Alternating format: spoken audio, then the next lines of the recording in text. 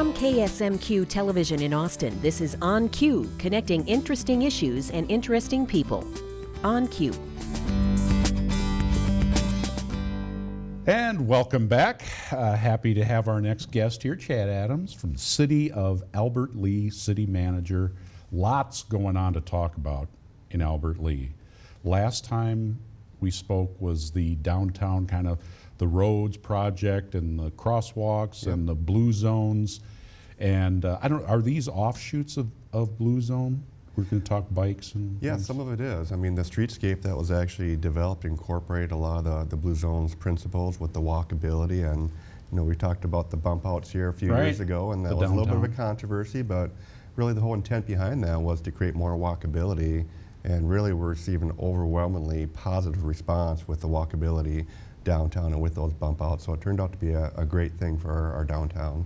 And we have maps now to talk about Blazing Star site development. Yes. And that's been a site that's been vacant since 2001 when the former farmland food processing manufacturing plant burnt down. There's been a lot of different visions for that, and we've now brought forth some concept plans, and we're taking that proposal to the state of Minnesota. We're asking for $3.5 million for phase one, which is actually south of the railroad tracks. And what we're going to do with that is we're actually going to move a road. It's called Front Street, which is right now is up against the lake. And we're going to move that back towards a little bit to the north, closer to the railroad tracks. Help me with some businesses there now so I can get my bearings. What's there? It's all vacant land right now.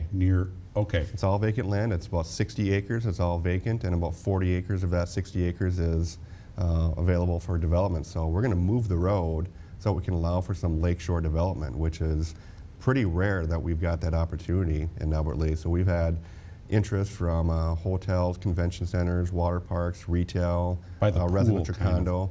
By the city. Yep, it'll be just a little bit east of the city pool. And it's right in the heart of the city in between our two lakes.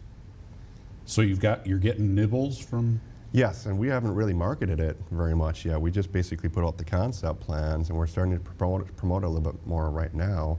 So we've gotten nibbles from 7 different developers and businesses who want to be involved in doing that first phase, which is more going to be just all private development. And the primary focus behind that is we need private development to help create tax base that's going to pay for the road relocation. So we're not going to move the road first and try to hope that development's going to come first. So we're being smart about it. We're going to wait until we got development secured, and then we're going to move the road in conjunction with their development. You have here written relocate City Hall. Yes, and that's probably about 20 years down the road. 20 years down the road. 15, 20 years down the road. Boy, you're planning way ahead. Absolutely. Chad, you don't need to plan. You're supposed to make big bangs now and just forget about the future, but you're really going. Well, and the big bangs for phase 2 is going to be a community center / recreation center. We've been collaborating with the YMCA, Senior Resources, the school district. That could conceivably happen in the next 5 years. Okay. So we're thinking more long-term with moving City Hall, library, and city ice arenas out there in the future. So we've got the land secured for that. But encompassing all around that will be more private development. So it's going to be a public-private relationship. For tourists, is it a big tourism thing? Yep, a combination of both. We want it to be a destination site not only for our community members, and we had 2/3 of our community basically state that this is a good concept in a citywide citizen survey, but also we think it needs to be a good tourism driver. With having 2 lakes in the community, we need a destination site that's going to draw in people, and that's going to help connect a lot of our bike trails. It's going to complement our Blue Zones philosophy. So it's really going to be benefiting a lot of the great things that are already going on in Albert Lea. Convention center, hotel, skate park. Is that roller skating, you mean, or like ice skating? It's more of a roller skating. We've got an existing skate park, but it's probably a little bit small. We have a lot of kids and junior high students that use that with their skateboards for the most part, so it's going to have ramps and such. So we plan on relocating that to this site and making it a little bit larger and more prominent. Because it gets a lot of use right now.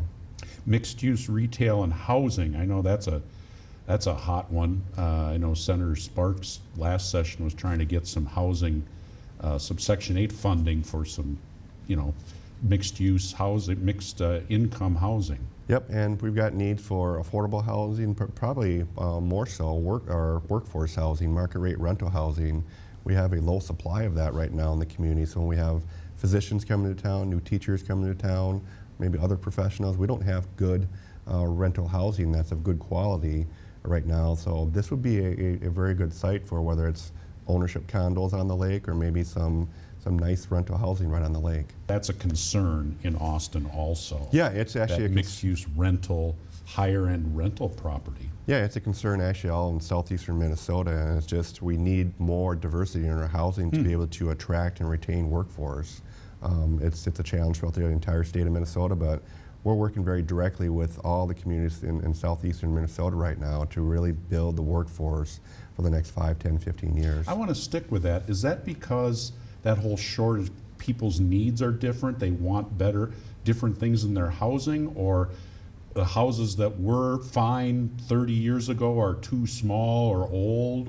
Why is that? I think that's a lot of it. A lot of the houses in our communities are become a little bit more dilapidated, and we're starting to see a shift in the jobs that are being created and some of the needs.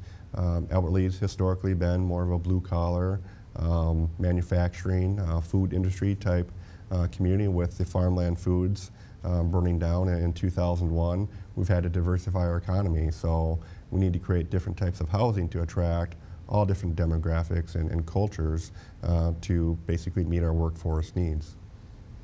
And then the fire station is another biggie you have going there, brand or new one.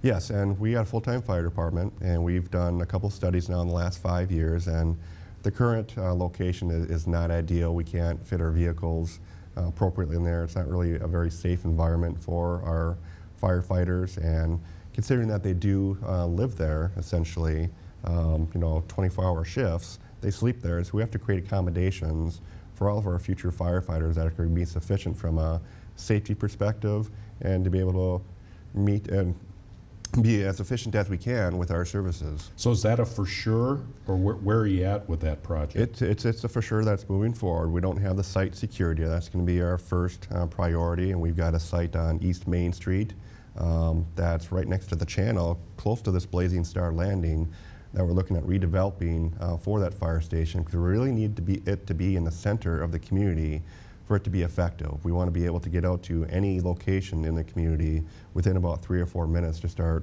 combating fires or going out to life-saving events. So there's a certain radius where it needs to be, and there's just very few options of where it could be located right now. How is that paid for? We're looking at paying for it through some retired pension funds that were given back to us from the state that have been sitting in a fund. It's about $7 million, and we've been accruing some interest on that over the last several years. So we're looking at using a good portion of that $7 million to pay for this fire station and hoping to try to keep most of that cost, if not all the cost, off of the taxpayers in terms of a tax increase. 17, do you have 17 now, or is that a We have plan? 17. Full-time firefighters Yes. there? Yep. That's a heck of a facility to have for a community your size, is it not, or is that pretty common? No, it's probably more uncommon, but that's something that the community really likes or wants to continue to see is this full-time fire station. There are a lot of benefits to that in terms of saving properties, saving lives, but also what it does, it keeps down property insurance rates, homeowners insurance. There's something that's called an ISO rating. We have a very low ISO rating, and the lower that is, the lower insurance you typically have to pay on your business and your homes. So there is an economic advantage to having a full-time fire department as well. Wonderful. Well, it's interesting to hear from you, Chad. Always great to see you. Thanks for stopping in. Well, thank you. City Manager of Albert Lea, Chad Adams. Lots happening there in Freeborn County and Albert Lea.